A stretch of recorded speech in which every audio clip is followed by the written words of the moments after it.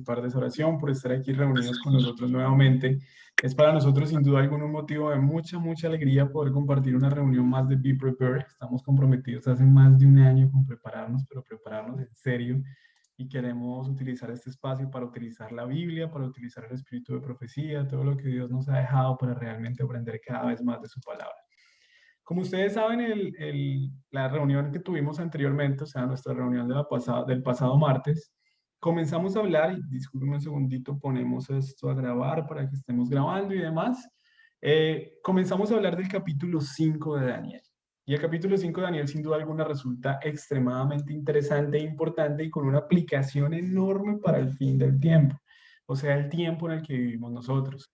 De hecho, queremos también invitarlos, y como siempre hemos dicho, esto es un espacio muy abierto para que todos ustedes opinen, nos cuenten sus puntos de vista, para que juntos podamos estudiar la Biblia y alimentar ese conocimiento mutuo que Dios nos ha regalado. Y por eso yo invito a William, invito a las personas que están conectadas, invito a Azul, invito a Valeria, invito a Yanara, que ya nos dijo que le gustaba hablar mucho, así que vamos a asegurarnos de que así sea. Vamos a pedirle a Alejandra, a Camilo, vamos a pedirle a todos los que están aquí, a Helen, que desde hace rato no escuchamos su voz, para que nos cuenten sus puntos de vista respecto a lo que estamos estudiando. Pero en este contexto importante vamos a comenzar tratando de meternos nuevamente en la historia por medio de una narración de lo que estaba ocurriendo. Como ustedes ya saben, estos eventos estaban ocurriendo básicamente 23 años después de la muerte de Nabucodonosor.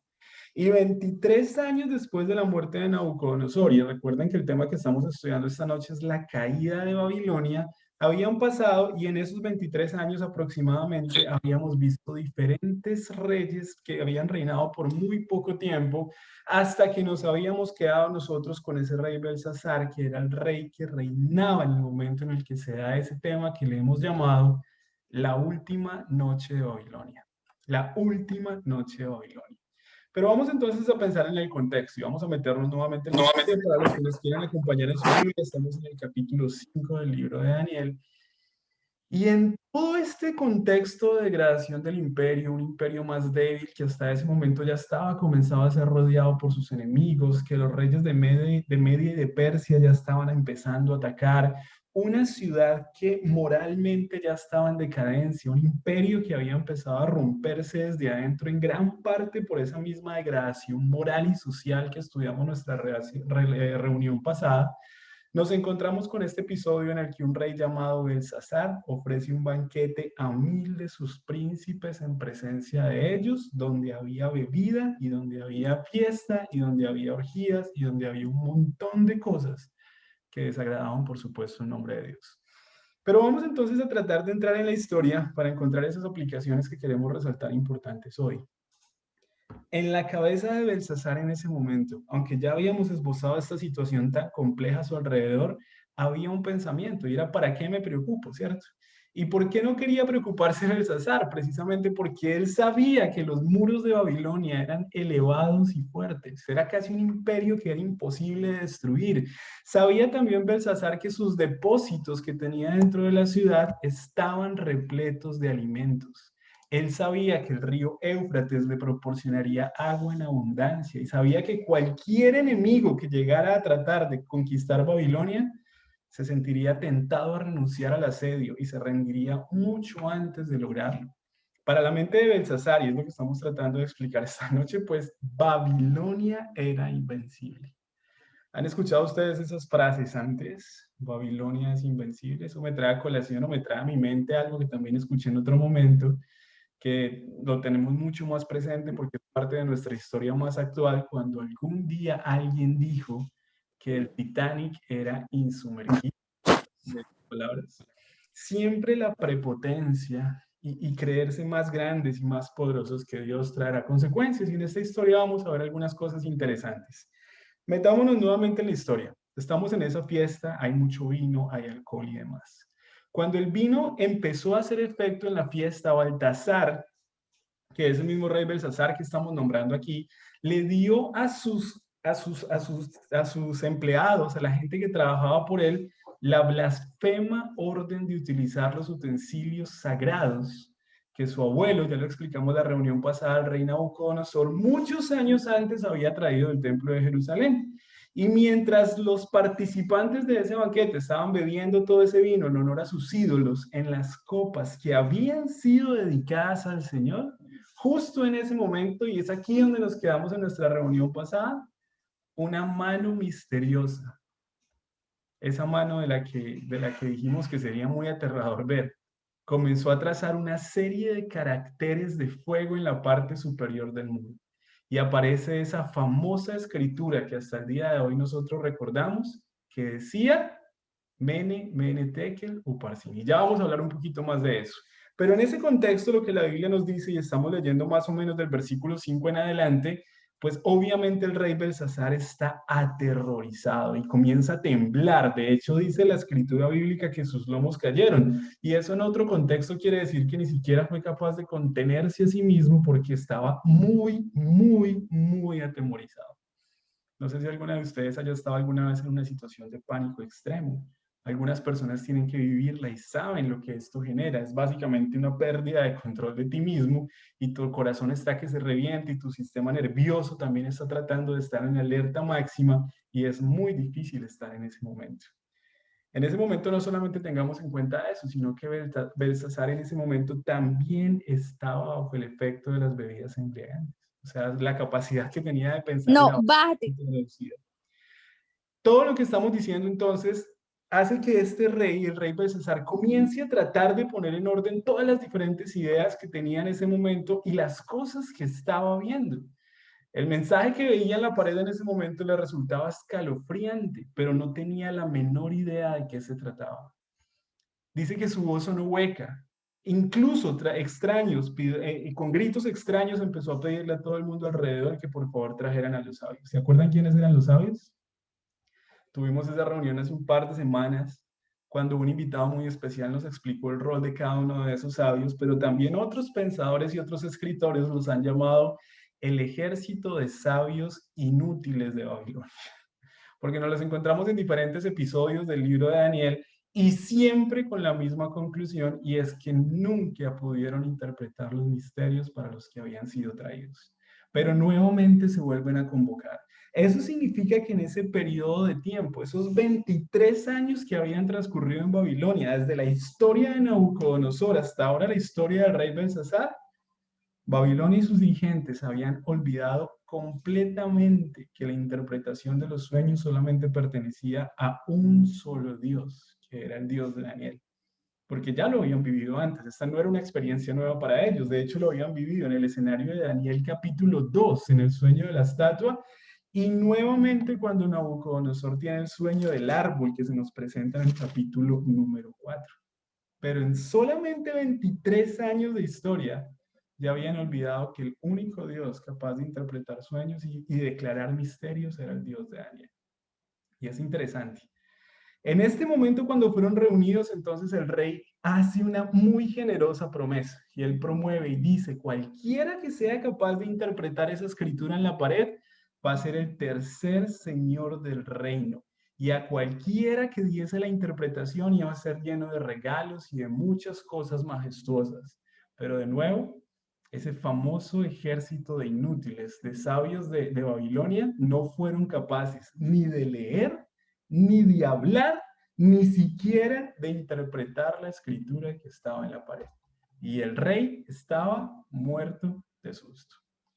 En ese momento nosotros vemos que hay una intervención interesantísima. Aparece alguien conocido como la reina madre. Y la reina madre para la cultura babilónica era un cargo enormemente importante. Ella entra al salón. Suponemos que entraba porque las esposas de todos los que estaban allí, de todos los príncipes y el mismo Belsasar ya estaban en la fiesta. En este caso, como la Biblia enfatiza que ella entra, significa que probablemente ella no estaba participando de esa fiesta. Y esta reina madre era una persona sumamente respetada. Y es ella, precisamente ella, y nos encontramos esto en la Biblia, que por favor se llamara Daniel, porque ella recordaba que había un hombre que había resuelto sueños y enigmas para su padre Nabucodonosor. O sea, los que habían vivido en la etapa de Nabucodonosor ni siquiera habían muerto. No había pasado tanto periodo de tiempo como para que Nabucodonosor y sus sueños pudiesen ser olvidados. Todavía estábamos hablando de una generación que era capaz de entender lo que había pasado un par de años atrás. Y esto es tan importante que esto marca un eje central en lo que van a ser nuestras conclusiones de esta noche. Y nuestras conclusiones de esta noche se parecen mucho a esa parte en la que podemos saber y entender y conocer y aún así revelarnos como se reveló Belsasar. Entonces, en ese contexto que se pretende llamar a Daniel por sugerencia de la reina madre, ya para Belsasar los efectos del alcohol estaban comenzando a disiparse. Ya su mente tenía tal vez un poco más de claridad. Y a su tiempo, justo cuando fue llamado y después de haberlo esperado por un momento, se presentó el anciano Daniel. El anciano Daniel, recuerden que en este momento se estima que tenía alrededor de 80 años. Y aunque en este momento ya tenía sus 80 años, son una edad avanzada, se puede suponer que su imagen y su aspecto físico y su presencia todavía estaba rejuvenecida por las decisiones que nos encontramos en la vida de Daniel en el capítulo 1. Y es importantísimo porque nos encontramos con un contraste muy marcado entre un Daniel de 80 años que está en completa cabalidad de sí mismo, que entra en una escena, que se presenta, que habla con claridad, que no está bajo los efectos de ningún tipo de alcohol o drogas y demás, que ha vivido y ha tenido una vida para honrar a Dios, no solamente desde la parte espiritual, sino desde su propio cuerpo, como un templo o un santuario, y un rey considerablemente más joven, completamente asustado, ebrio y con un cuerpo que en todos los aspectos no rendía ninguna obra a Jehová. Había un contraste marcadísimo entre ese Daniel que había tomado esas buenas decisiones de no contaminarse con nada que deshonrara a Dios y un libertinaje completo que era la vida de Belsasar. Imagínense cómo se tuvo que haber sentido Daniel al verse en ese momento. Y la historia de Daniel no termina ahí. Vamos a darnos cuenta que todavía nos falta el foso de los leones, otros eventos proféticos. O sea, a Daniel todavía le quedaban años por delante para seguir haciendo la misión que Dios tenía para él. Lo lindo de esta intervención, y esto es una acotación que leí haciendo este estudio y me pareció interesantísimo, es que en este contexto Daniel no usó el saludo acostumbrado que decía, oh rey, que para siempre vives. Y el contexto es que no tenía razón de ser, puesto que la muerte de Belsasar, en este caso el rey de Babilonia, era un evento inminente. Y no había tratado de ser descortés o estaba tratando de ser grosero con el rey, sino que fue directo y al punto. En otras palabras, Daniel no anestesió el mensaje que tenía que entregar. Daniel tenía un mensaje bíblico, espiritual y profético y lo entregó directamente frente a todos los invitados y los dirigentes de la nación. Le recordó al rey el juicio que recayó sobre Nabucodonosor. Le mostró las escrituras de su tiempo, le mostró la historia, lo que había pasado y le explicó claramente lo que había ocurrido en su vida por causa del problema del orgullo. Le recordó todas las historias, le recordó cómo el rey había sido humillado, le recordó cómo el rey había sido llevado a un punto en el cual por el amor de Dios y sus múltiples oportunidades, por fin había llegado al punto de aceptar a Dios como rey y señor de todo. ¿Ustedes creen que Belsasar se sabía esas historias? Yo estoy seguro que se las sabía y se las sabía muy, muy bien. Dice que entre todas las cosas que le recordó, por supuesto que también le recordó el momento en el que Nabucodonosor fue convertido hasta como en un animal y por medio de este acto de humildad fue capaz de reconocer a Dios como el único rey y señor de todos los hombres. Y a continuación dijo unas palabras que para nosotros pueden ser el objeto especial del estudio de esta noche y le dijo, pero tú, Belsasar, hijo suyo, o sea, heredero suyo, no has humillado tu corazón. Y eso está en Daniel 5, del 21 al 23. Y le dice, a pesar de que sabías todas estas cosas, o sea, le está siendo enfático, tú conocías la verdad. Tú conocías el problema tan grande que es el orgullo en una vida de una persona. Y a pesar de que tú conocías todo esto, te has engreído contra el Señor del cielo y bebiste en vino o bebiste vino de sus vasos sagrados. Eso es una analogía muy importante para nosotros en el tiempo del fin. Y quiero simplemente mencionarlo, pero ya hablaremos más de eso en la conclusión, y es que somos responsables de la información que tenemos.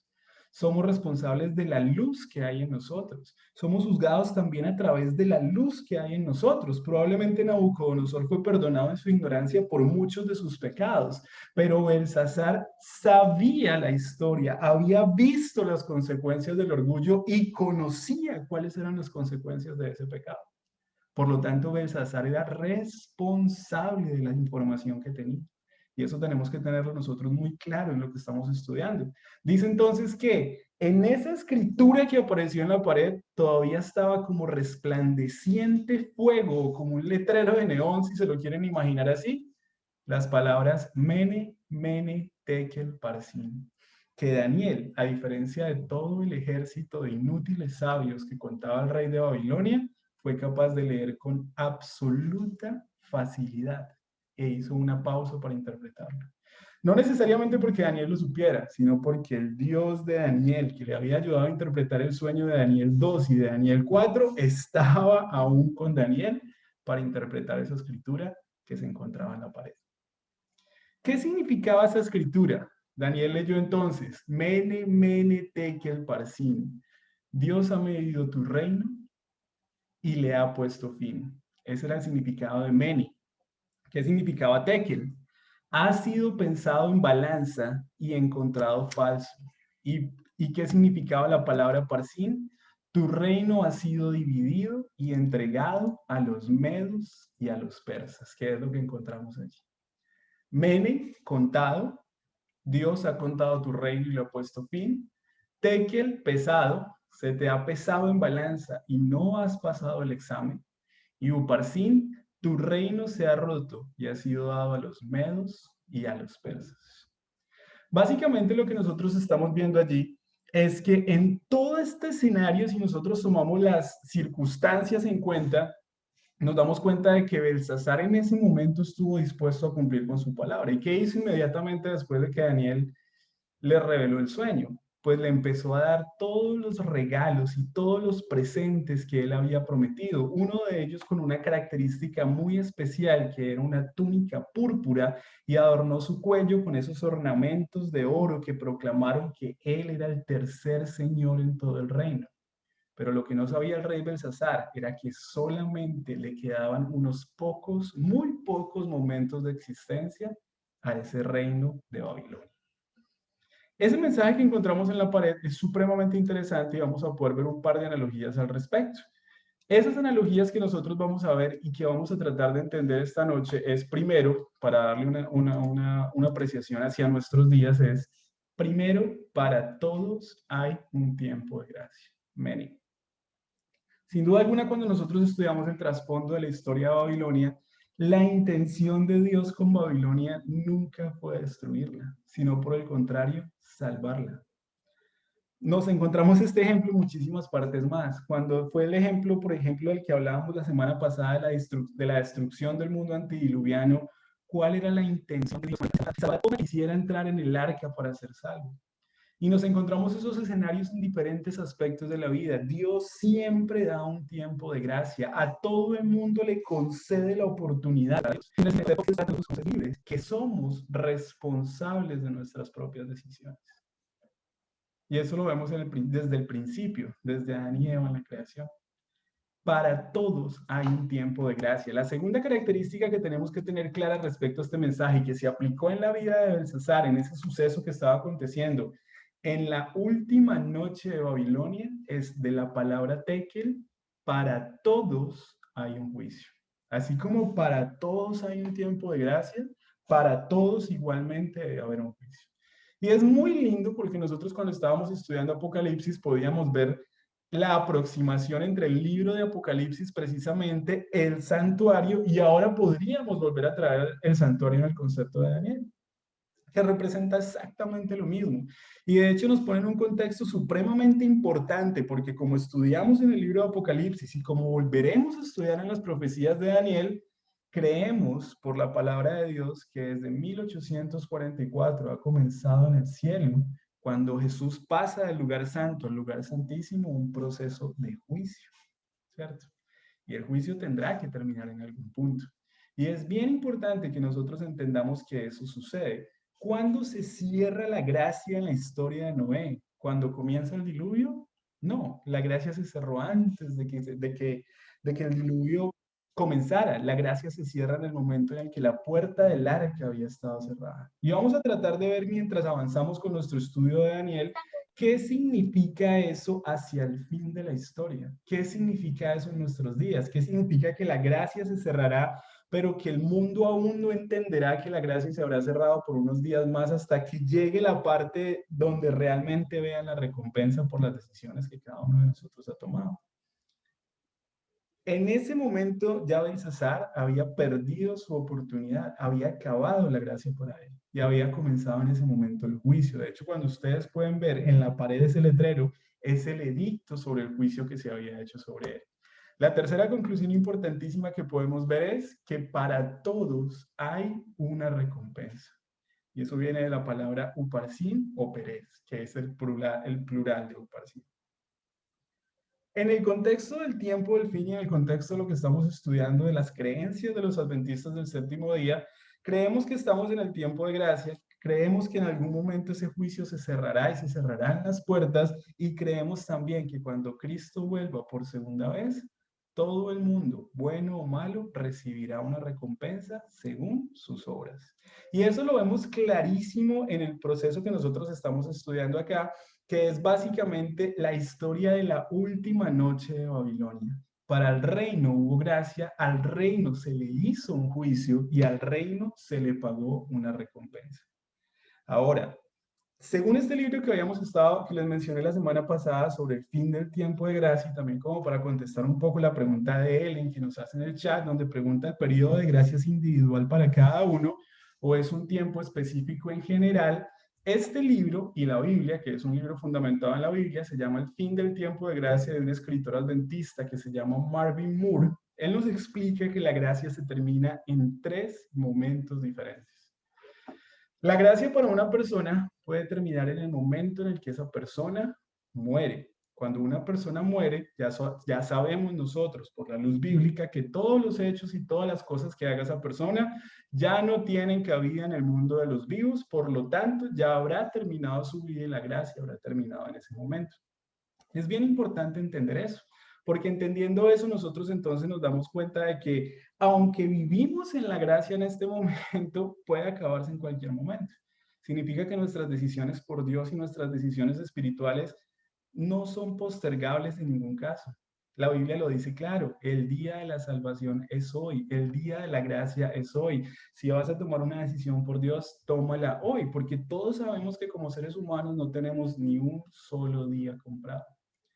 El segundo momento donde la gracia se acaba, según el libro de Marvin Moore, es en ese momento cuando colectivamente Dios dirá desde el cielo que la gracia ha terminado, el que es justo siga siendo justo y el que es injusto siga siendo injusto, y todas las personas que estén vivos en un evento profético que todavía está por venir, habrán dejado de estar bajo la gracia.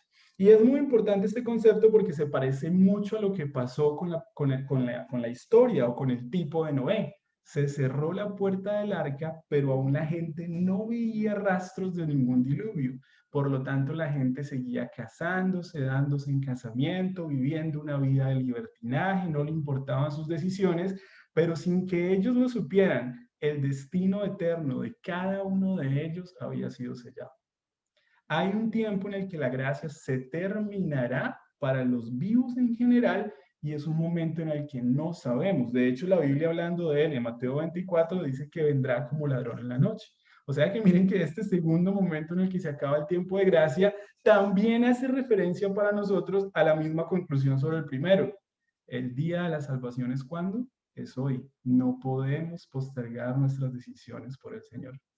Y hay un tercer momento de gracia que se termina cuando la persona conoce lo que es llamado dentro de la teología adventista como el pecado imperdonable, que es negar al Espíritu Santo. Y es cuando la persona voluntariamente se ha ido tan lejos de la misericordia de Dios que ya no es que Dios no quiera traerlo de vuelta, sino que la persona ha tomado una decisión final y esa decisión final lo aleja de la salvación. No es que cometió un pecado que no se pueda perdonar. Nosotros hemos estudiado en la Biblia la gran misericordia de Dios. Pero es cuando la persona en su corazón decide darle la espalda completamente a Dios, alejarse de Él y no aceptar el regalo de la misericordia y de la gracia divina. En ese momento, cuando esa decisión es irreversible, se habrá cerrado la gracia para esa persona. Entonces nos encontramos esos tres escenarios. Y nos estamos encontrando esos tres escenarios también en el contexto de lo que estamos estudiando, que es el último día de Babilonia. Entonces vamos a tratar de llevar esto a tres conclusiones importantes finales, tres conclusiones muy importantes con las que queremos terminar. Y esas tres conclusiones dicen lo siguiente. Primera conclusión sería, o vamos a plantearlo en dos conclusiones finales sobre el mensaje de Daniel 5. Primero, Dios y la caída de Babilonia. Y segundo, Dios y el juicio de Belsasar. Respecto a Dios y la caída de Babilonia, nos vamos a encontrar que la caída de Babilonia en el contexto de Daniel capítulo 5 es simbólica, pero también es uno de los principales temas del libro de Apocalipsis. Y acabamos de terminar de estudiar Apocalipsis juntos. Estos dos hechos en la historia están íntimamente relacionados con algunas profecías que pronto se han de cumplir y podemos ver un paralelismo, y ya lo vamos a mostrar a la luz de la Biblia, extraordinario con lo que se refiere a la caída de la Babilonia literal, con la caída de la Babilonia espiritual, un evento que aún está por cumplir. Entonces, entender lo que realmente ocurrió con la caída de la Babilonia literal tiene un significado enorme cuando estamos estudiando los eventos de los últimos días. Por otra parte, aparece el juicio de Dios a Belsasar, o al rey de Babilonia en este momento. Dice que este rey de Babilonia tomó las decisiones que determinarían su destino, una relación directa entre él, la libertad que le dio su creador para tomar decisiones y las decisiones que él tomó, asumiendo que las decisiones que él estaba tomando iban a ser las que llevarían a las consecuencias de su vida. Dice que más tarde Dios, y esto es lo que vemos en la escritura en la pared, pesó esas decisiones para determinar cuál era su gravitación, y el 12 de octubre, y aquí sí nos dan una fecha específica, del año 539, se determinó la sentencia contra el rey Belsasar. ¿Cuál fue la sentencia contra el rey Belsasar? Pesado ha sido en balanza y ha sido hallado falso. Falto. Por eso el reino será entregado a los medos y a los persas. Para este caso específico que vamos a estudiar en un par de diapositivas, veremos entonces algo muy claro. Para él hubo una gracia, hubo un juicio y después del juicio hubo una recompensa para las decisiones que había tomado. Simplemente para que no nos quedemos con la idea en el aire. Dijimos entonces que íbamos a ver el gran paralelismo que existe entre la Babilonia antigua y entre la Babilonia espiritual que nos encontramos en Apocalipsis. Vamos a ver algunos ejemplos que nos van a ayudar a entender la importancia de este concepto. Por ejemplo, hablando de la Babilonia antigua literal, nos encontramos tú la que estás instalada sobre ingentes aguas, Jeremías 51:13. En Apocalipsis 17:1, hablando de ese movimiento que se le llama Babilonia hacia el final de los tiempos, un movimiento mundial, dice que se sienta sobre grandes aguas. Esto no puede ser casualidad. Dice, copa de oro en la mano de Yahvé. Llevaba en su mano una copa de oro. Cayó Babilonia, dice Apocalipsis, cayó la gran Babilonia. Dice Isaías 47:7-8, seré por siempre la señora, no seré viuda. Y dice Apocalipsis 18:7, estoy sentada como reina y no soy viuda. Si necesitamos más evidencia del paralelismo, dice Jeremías 51:45, salid de en medio de ella, pueblo mío, hablando de la Babilonia literal antigua. Dice Apocalipsis 18:4, salid de ella, pueblo mío. Cuando caiga, alégrate por ella, cielo, y vosotros los santos, y los apóstoles, y los profetas. Dice Jeremías 51:48, cuando caigan, harán coro contra Babilonia, cielos y tierra. Y una evidencia más, dice Jeremías 51:4, así como una piedra se hundirá Babilonia y no se recobrará. Dice Apocalipsis 18:21, como una gran rueda piedra de molino será arrojada a Babilonia y no aparecerá ya más. Está hablando de dos Babilonias en dos contextos diferentes. La primera Babilonia, una Babilonia literal, que es un tipo de la Babilonia espiritual que existirá en el tiempo. Entonces, miren la importancia de entender el evento que nos está explicando nosotros, precisamente el libro de Daniel en el capítulo 5.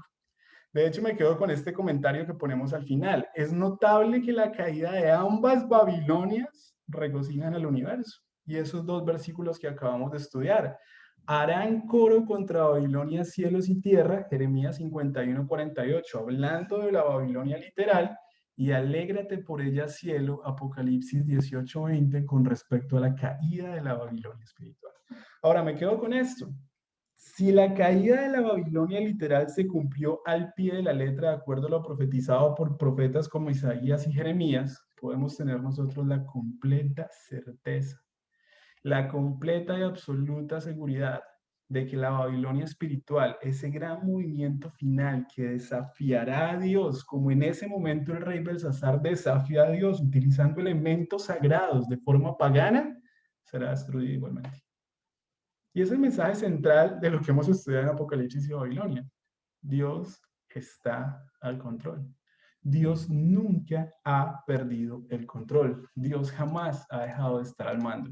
Por eso, antes de mostrar la diapositiva anterior, me encantaría hacer esta pregunta y de pronto alguno de ustedes me la puede contestar. ¿Qué estaba haciendo usted en la noche del 12 de octubre del año 1539? ¿Qué estaban haciendo ustedes? Si es en el año 539, por favor omitan ese uno. Ese uno es un tipo, eso no va ahí. Estamos hablando de la destrucción de Babilonia. El último día de Babilonia evidentemente no pasó en el 1539. ¿Qué estaba haciendo usted la noche que Babilonia fue destruida? Yo creo que si planteamos la pregunta para nosotros los humanos, ninguno de nosotros puede contestar por obvias razones, y es que nuestra presencia en el mundo es efímera. Pero si le pudiéramos hacer esa pregunta a Dios, Dios, ¿qué estabas haciendo tú la noche en la que fue destruida Babilonia? Con toda seguridad él tendría una respuesta, porque él estuvo allí, él vivió ese momento, él vio el cumplimiento y proporcionó todas las herramientas para que el cumplimiento profético se llevara a cabo. De hecho, yo les dejo una tarea si quieren todavía asombrarse muchísimo más. La profecía dice que Babilonia no sería reconstruida. Y no pasó de la noche a la mañana, pero incluso Alejandro Magno trató de reconstruir Babilonia. Y ni siquiera Alejandro Magno, siendo el principal poderoso del mundo en la época en la que Grecia dominaba el planeta Tierra, fue capaz de reconstruirla. Porque escrito estaba, Babilonia nunca más sería habitada y sería una ciudad llena de escombros. Si Dios dice que va a pasar, pasa. Duerman tranquilos, va a pasar. Y de eso tenemos que tener seguridad. Simplemente nos quedamos con esta última apreciación porque también me parece importante sobre la conclusión y les pido que me regalen 10 minutos más para poder terminar este tema completo hoy. En ese increíble paralelismo en el cual nos muestra, por ejemplo, Jeremías 51, 59, 64, donde dice que para siempre ha de ser asolado, y cuando acabes de leer este libro, le atarás una piedra y lo echarás en medio del Éufrates y dirás una profecía sobre la Babilonia literal, así se hundirá Babilonia y no se levantará el mal que yo traigo sobre ella y serán rendidos. Hasta aquí son las palabras de Jeremías. Dicen los historiadores y los eruditos bíblicos que Jeremías escribió esto más o menos en el contexto, o en la persona que estuvo allí, en el contexto en el cual se estaban creando todos los edificios y la adoración de la falsa estatua que nos encontramos en Daniel 3. ¿Quién iba a predecir que un reino tan pujante, tan grande, donde todos los días se estaban construyendo nuevas enormes obras de infraestructura, donde todos los días se veía crecimiento, donde todos los días se veía bonanza económica, donde todo parecía que solo todo podía ir de más a mejor, ese reino iba a ser destruido? Solamente quien realmente tuviera inspiración por parte del Espíritu Santo, que es el único que conoce el futuro. Apocalipsis 18:21, y miren el increíble paralelismo entre estas dos Babilonias, nos dice, y un ángel poderoso tomó una piedra como una gran piedra de molino y la arrojó al mar diciendo, con el mismo ímpetu será derribada Babilonia, la gran ciudad, y nunca más será hallada, hablando del contexto de la Babilonia espiritual del fin del tiempo. Y con toda seguridad, si alguien tiene dudas de cuál es la Babilonia espiritual del fin del tiempo, ya nos vamos acercando a Daniel capítulo 7, que nos lo va a explicar muchísimo mejor. Mientras tanto, veamos ese enorme paralelismo. Cuando Dios habla en el Antiguo Testamento de la destrucción literal de Babilonia, nos la presenta como un tipo de esa destrucción también en el fin del tiempo de la Babilonia espiritual. Y me quedo con una de las principales conclusiones. ¿Qué significaba la palabra Babilonia? ¿O qué nos daba a entender? Hablaba de la confusión, de todas esas teorías, todos esos dioses, toda esa idolatría, todas esas falsas teorías, todas esas falsas formas de vivir, esa falta de adoración del verdadero Dios y todo lo que eso conlleva. Esa por primera parte, el juicio de Dios contra Babilonia. Y la última conclusión, sobre la cual ya vamos a comenzar entonces a terminar nuestro tema de esta noche, para darle paso a William el próximo martes con el tema de Daniel en el Foso de los Leones. Y no se lo pueden perder, porque aunque parece una historia de niños, y uno se la enseñaron en la escuela sabática como una historia de niños, y le mostraban los leoncitos, y le mostraban todo ese tipo de cosas, tiene una aplicación enorme como elemento profético del libro de Daniel hacia el tiempo del fin. Los invitamos a que todos estén presentes dentro de 8 días. María Alejandra Laguado, Camilo Escandón, uno de los dos tiene la mano levantada. Soy yo. Lo suponíamos. Yo quería hacer una acotación a todo el trabajo que mencionaste hace 8 días y hoy, y es que hay que tener en cuenta también cuando uno lee un texto, lo que no dice el texto. Entonces la gente dice, pues ¿cómo así? No, pues sí, hay cosas que se dicen y hay cosas que no se dicen, pero se pueden lograr inferir. Yo creo que todos aquí hemos tenido en algún momento un compañero de trabajo que uno dice, qué man tan paquete, o sea, ¿qué hace ese tipo trabajando al lado mío? Así uno no quiera, así suene feo, pero siempre hay alguien dentro del equipo de trabajo que uno dice, Juan Esteban, ¿cómo hace para sostenerse aquí? ¿Ya? Ya sea, no sé por qué razón, pero hay gente así que se sostiene. Y es curioso ver a los magos, a los adivinos, a los hechiceros, a los caldeos, que en las veces que lo nombra Daniel, en esas veces importantes, en donde se manifiesta realmente esa presencia de Dios, esa gente no tiene nada que hacer. O sea, quedan tirados por el piso. Y no una, no 3 dos, de no tres, 3. muchas veces. O sea, durante todo el libro de Daniel, realmente lo que hace Daniel es darle sopa y seco. Hay que pensar por qué 24 años después siguen vigentes. ¿Por qué 24 años después todavía son llamados a autoridad y siguen siendo consultores de parte del reino? Y es porque durante también 24 años, a su forma, a su manera, en su cultura, tuvieron aciertos, confusos, ¿sí? Porque en eso consistía Babilonia, en una práctica idolátrica religiosa no correcta, confusos. Y que la gente de cierta forma en el pueblo se dejaba llevar. Y llegaba un momento en que cuando, wow, las cosas se salían de descontrol, entonces ahorita sí, llamemos al duro, llamemos al que es, porque Daniel tiene detrás un respaldo increíble. Y quizás en este mundo nosotros somos los Danieles y a eso estamos llamados, a ser Daniel. En un mundo de tanta confusión, en un mundo de tanta mentira, en un mundo de tantos fake. Y no nos desilusionemos. Esta obra no es para todos. Pero cuando llegue nuestro momento, cuando llegue el momento de testificar, cuando llegue el momento de hablar, cuando llegue el momento de tocar esa puerta, cuando llegue el momento de estar firme en la batalla, cuando llegue el momento de hablar realmente de ese Dios que está en los cielos, lo que hemos aprendido durante este año ha sido increíble. Y yo le quiero agradecer de manera personal a Gabriel, a Jonathan, a Lady, a Valentina por haber tomado esta iniciativa. Para mí este año ha sido, wow, o sea, ha sido de crecimiento espiritual. Ustedes no se imaginan, para mí cada estudio es, ¡pum!, la cabeza me estalla, porque es ver realmente la mano de Dios detrás de todos nosotros. Y no tenemos excusa, no tenemos razones para no creer. Nos ha dado todo en este instante y con este grupo realmente para estar preparados. Amén. Esa es mi conclusión personal para Amén. el día de hoy. De verdad que ha sido muy, muy bonito este espacio, Gabriel. Muchas gracias a Gracias. todos.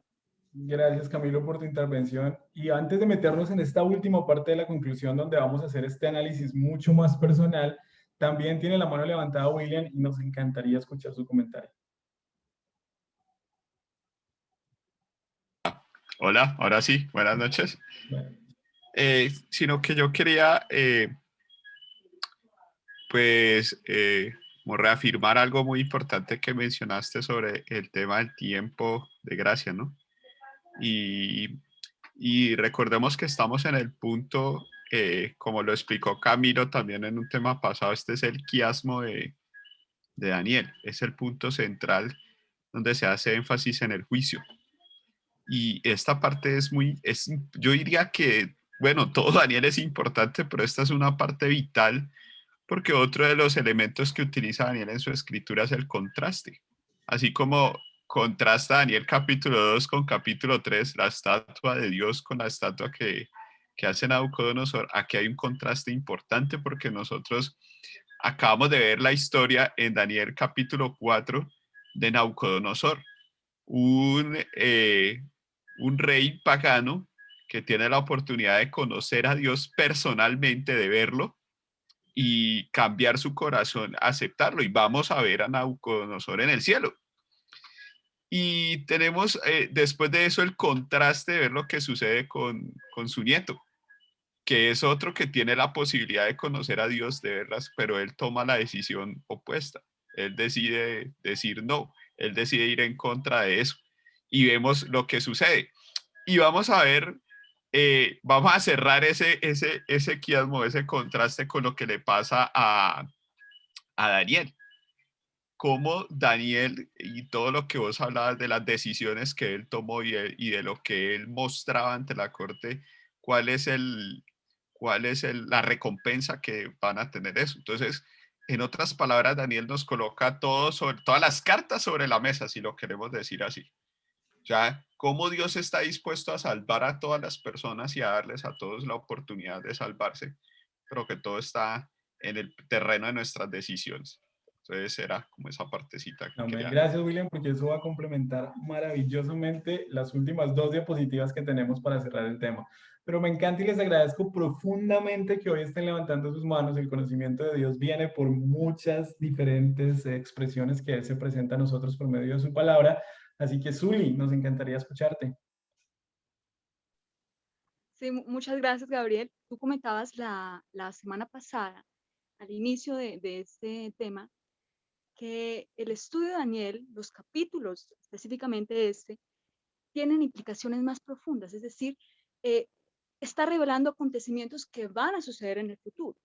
Y tú mencionabas anteriormente en la diapositiva el paralelismo entre la Babilonia antigua y la Babilonia futura.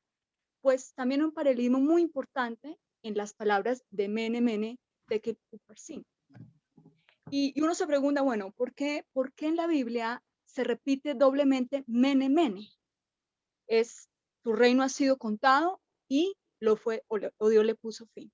La razón por la cual se repite doblemente Mene Mene es porque si bien Nabucodonosor llegó a una edad que no podía ejercer con plenitud sus funciones como rey, llegó un momento que tuvo que retirarse a la vida monástica, es decir, a vivir una vida de consagración plena hacia los dioses, hacia sus dioses.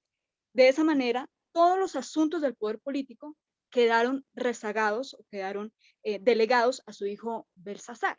Entonces, ¿qué es lo que sucede acá? Tenemos una figura que está en Nabucodonosor que ejerce el liderazgo de la religión nacional. Y tenemos por otro lado a Belsasar que ejerce el poder político.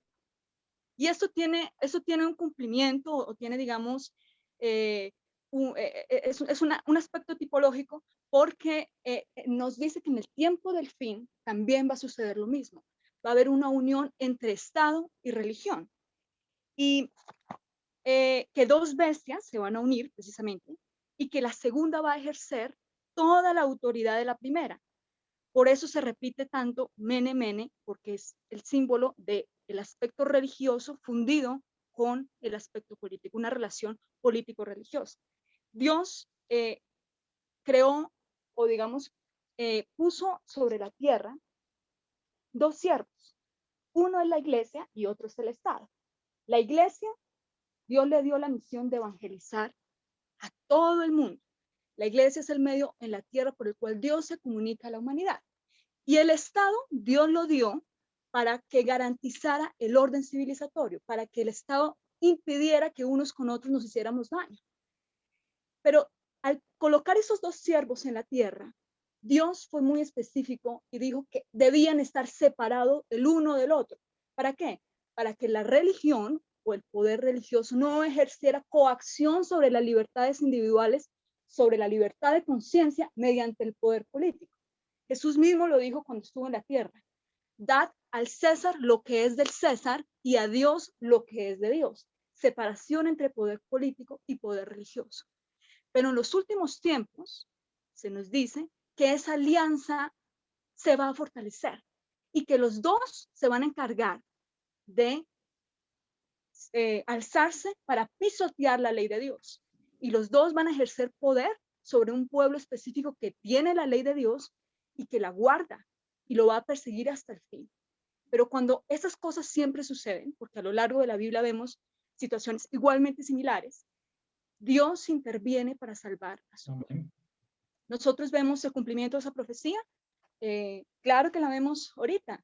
Por ejemplo, digamos, un pequeño ejemplo de ello, lo que está pasando en Estados Unidos con Biden, su candidatura y el papado. Biden sigue toda la agenda del Vaticano, todo el programa ecológico del medio ambiente, la asistencia a los pobres, todo eso es la agenda del Vaticano. Entonces, lo que estamos viendo es literalmente un cumplimiento de las profecías. Cada vez nos estamos acercando más a esa alianza político-religiosa. Cuando ocurra eso, vendrá el tiempo del fin.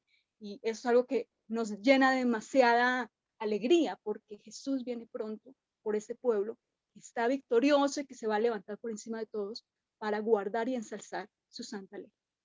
Amén. Zuli, muchísimas gracias por ese aporte. Y de hecho, simplemente para decir una cosita más respecto a lo que dijiste, no vas a ir tan lejos. Dios nos ha dejado señales en todas partes. Esta semana en mi Instagram veía una publicación de un importante senador estadounidense y él decía que la única forma de salvar a Estados Unidos era recuperando los valores y la moral, y eso solamente se podía hacer mediante Dios y trayendo a la gente de nuevo a Dios, un senador de los Estados Unidos. Me gusta leer los comments de esos posts y la mayoría de la gente decía, bueno, ¿y dónde está la separación de la iglesia y el Estado? Yo creo que Dios nos está dejando señales. Él nunca hace las cosas sin dejárnoslo saber, porque esa es su promesa de que estamos muy cerca de ese tiempo. Y por eso entender y estudiar profecía ahora es más importante que nunca, porque estamos a punto de ver cumplimientos proféticos muy significativos ante nuestros ojos. Pero ahora sí, con la promesa de que no demoraré mucho, hemos visto un poquito y hemos hablado un poquito del análisis de ese juicio contra esa Babilonia como un ente completo. Pero ¿qué pasa cuando ya el juicio es personal? Y yo quiero terminar con esto porque esto tiene una aplicación no solamente global, no solamente gubernamental, no solamente a nivel del reino de Babilonia, sino para cada persona individualmente. Y es por eso que hablamos de Dios y el juicio a Belsasar. Babilonia había sido probada y había sido hallada falsa, pero Belsasar también había sido probado individualmente y había sido hallado falso. Yo me quiero quedar con este texto que está aquí, que encontramos en la pantalla y que podemos leer juntos, que dice: Dios está bien al tanto de nuestras debilidades, hablando de la vida de Belsasar. Él sabe de que estamos plasmados, se acuerda de que somos polvo. Por un tiempo nos protege de las consecuencias de muchos de nuestros errores. Nos proporciona evidencia convincente para ayudarnos a emprender el camino de la felicidad y el éxito, pero como una clara demostración de su respeto hacia nosotros, nos deja en plena libertad de serle obedientes o desobedientes a nuestro antojo. Y en el juicio, puesto que somos personas responsables, permite que cosechemos las consecuencias finales de nuestras decisiones, sean buenas o sean malas. Es de suma importancia que reconozcamos que Dios no decide arbitrariamente nuestro destino, ni tampoco nos impone arbitrariamente un castigo. Y eso lo vemos en la vida de Nabucodonosor en todas partes, pero también lo vemos en la vida de Belsasar, con dos finales totalmente diferentes. Esta frase me encanta y pone mi vida en perspectiva respecto a lo que pasó en Babilonia hace tantos años y lo que pasará hacia el fin del tiempo. No solamente lo vuelve un asunto universal, sino que me habla a mí como individuo. La pregunta que yo siempre le hago a la Biblia es, ¿y eso qué significa para mi vida hoy? ¿Cómo eso me afecta a mí como individuo? Dice, poco pensó Belsasar que un vigilante invisible contemplaba su orgía idolátrica. Pero no hay nada que se diga o haga que no esté registrado en los libros del cielo.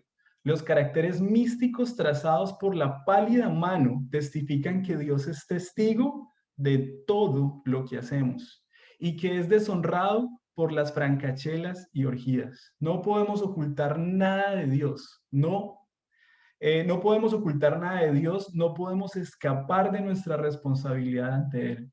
Doquiera que estemos y cualquier cosa que hagamos, somos responsables ante Él, a quien pertenecemos por creación y por redención. Esta es la última diapositiva, pero antes de leerla quiero ser claro con lo que quiere decir este llamado. Salir de Babilonia es un mensaje institucional, pero también es un mensaje personal.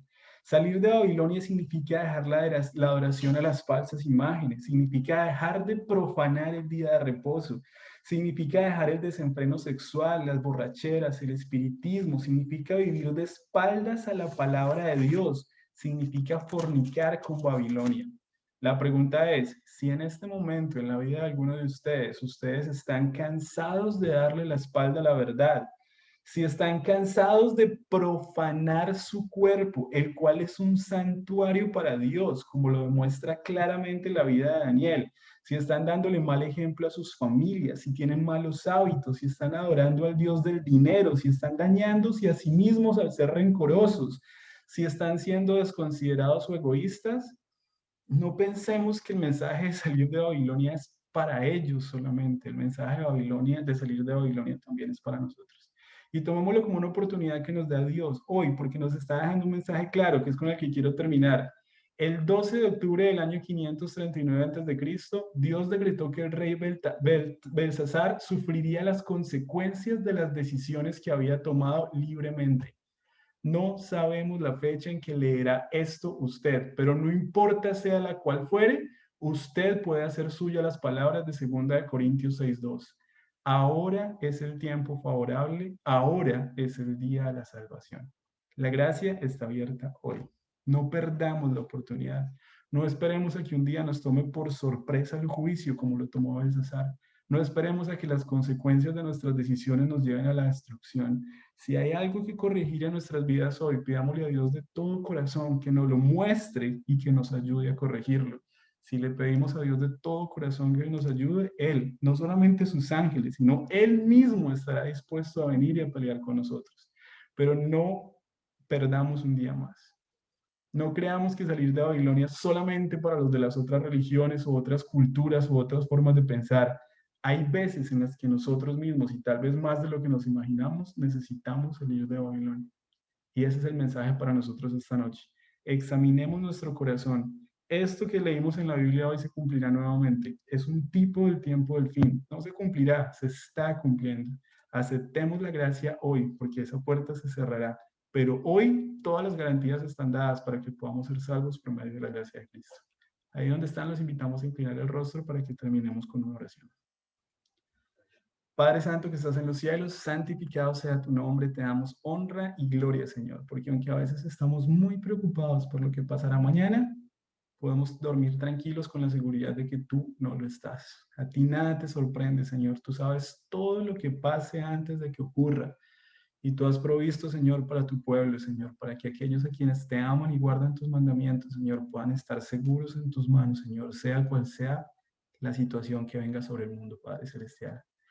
En este grupo, Señor, tenemos una intención y esa intención es estar preparándonos para tu pronto regreso, Señor. Bendice la vida de cada una de las personas que están aquí y ayúdanos a entender esa preparación en el plano físico, emocional, personal, espiritual, económico y en todos los diferentes aspectos de nuestra vida, Señor. Así como lo entendió Daniel, así como Daniel entendió que cada bocado de comida tenía un rol en su preparación para el tiempo del fin. Ayúdanos, Señor, a entender que tú vuelves pronto y a absorber esa noticia como lo más grande que podamos esperar en nuestras vidas. Gracias, Dios, por este grupo y por cada persona aquí presente. Y en tu nombre te lo agradecemos todo, Jesús. Amén. Amén. Gracias, Gabriel. Muchas gracias por el tema. Gracias Espectacular. a todos ustedes. Nos encontramos el próximo martes con la ayuda de Dios para seguir estudiando. Gracias a todos por estar. Feliz noche. Que Dios los bendiga. Dentro de 8 días. Dentro de 8 días. Bye bye. Chao, chao, feliz noche. Chao.